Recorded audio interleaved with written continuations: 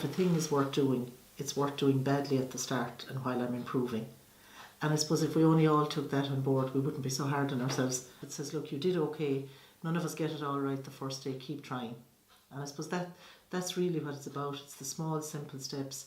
It's also about taking responsibility for my own mental health.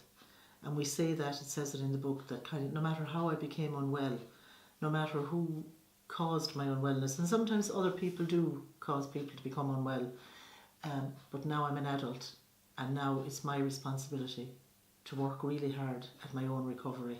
How it works is that a group of people with similar lived experience, not the same, but similar lived experience, come together in a structured setting. They follow a structured agenda for a meeting, and in the space of that meeting they get an opportunity to share a bit of their own stuff, to hear other people's stuff, to get a bit of feedback, to take on a task, to work at something for the week. Usually we have kind of 7 to 12 or 13, that's as many as you'd have in a group. The groups last about an hour and a half with a cup of tea after it. We follow a very structured programme. We were founded from Alcoholics Anonymous, so we have a 12-step programme, but our 12 steps are based around recovery and about working on your mental health in whatever way you can. We do encourage people to share their personal testimonies, which is a huge, I suppose, weight off their shoulders when someone does share with a group basically how powerful a story can be if someone came through something horrible or whatever, you know. So that's another side of it. I suppose the big thing in the programme itself then is every week each member of the group gets a task. It can be a big task or a small task, but so if you came to your first meeting, your task would be to come back next week, because it's a huge thing just to come through the door because of the stigma still out there. I think it's still there because I think there's two reasons. I think people are talking about it more, but I still think people are a little bit afraid to actually say, geez, you know what, I am having a bad day today, my head is all over the place, you know, I'm feeling a bit low. Just the feeling that you can be a bit of a failure if you say something like that, you know. People are kind of, would they look at you a bit funny if you came out and said that publicly, you know. One guy who would have left school before his junior cert 30 odd years ago, he's just back, he's done 5 years in school, he's gone from one course to the next.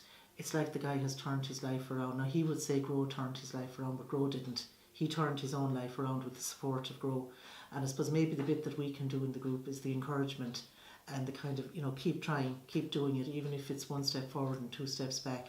For us, it's about building a little bit of leadership in people, and as I say, it can be anything. Then you could help out doing a collection for a Grow, or it can be organising even the tea and coffee afterwards. You know, someone who mightn't have spoke for 3 weeks, suddenly they'll go up and boil the kettle and bring in the biscuits, and it can be anything. It can be really as small as that, you know, and just to get someone, if they come forward half a step, a lot of the time you see huge improvement in people, you know, so it's great. JP McManus gave us a donation. We were able to do the first floor here as well.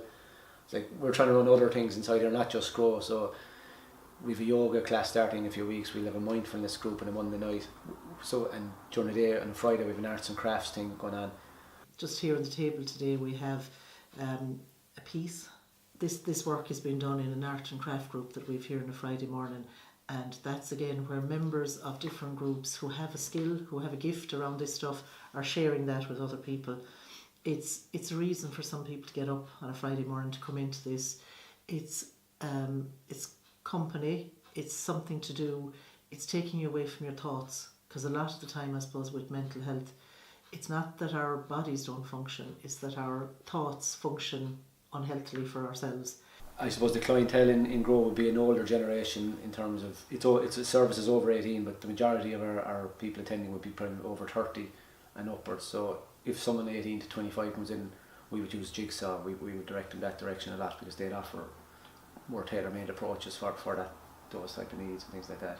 In one of the groups up in North Tipperary, where I had 2 quite young people in the group, and at the time we had a specific young adult group here in Limerick, and I was saying to them, would you not come into Limerick, you know, and meet people your own age? And both of them said, no, we're learning from the older guys, we're learning from their experiences, and I suppose maybe learning from their mistakes. If I sit with a group and I say to them, what has Grow done for you? What most people will actually say, it has given me back my confidence. Because I suppose when people become unwell, you know, they lose a lot. You know, they might lose their job, they might lose the relationship, they might lose their identity, and they lose their confidence because a lot of decisions are made for them. You know, if they're attending doctors, hospitals, they're on medication, they have to attend appointments, it's like they lose control over their own lives.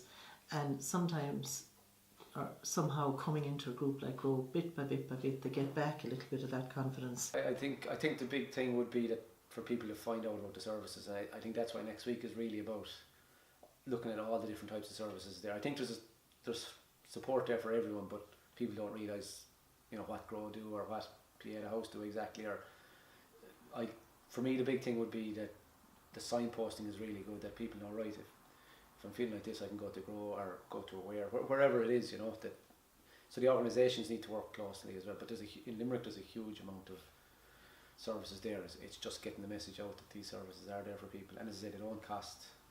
You know, you can make a donation at the meetings here secretly. There's a kind of a secret bag, we'll say, so a secret donation if they want to give €2 or something towards a cup of tea. But as I said, they're free services.